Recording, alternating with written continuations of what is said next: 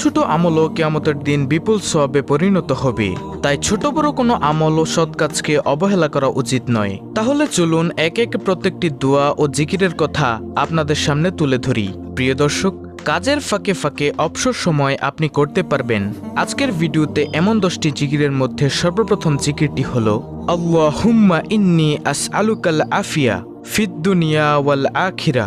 অর্থ হলো, হে আল্লাহ, তোমার কাছে আমি দুনিয়া ও আখিরাতের নিরাপত্তা ও সুস্থতা কামনা করছি। সুবহানাল্লাহ। প্রিয় দর্শক, দেখুন কত সুন্দর একটি জিকির। আল্লাহুম্মা ইন্নী আসআলুকাল আফিয়া ফিদ দুনিয়া ওয়াল আখিরা। হে আল্লাহ, তোমার কাছে আমি দুনিয়া ও আখিরাতের নিরাপত্তা ও সুস্থতা কামনা করছি। সুবহানাল্লাহ।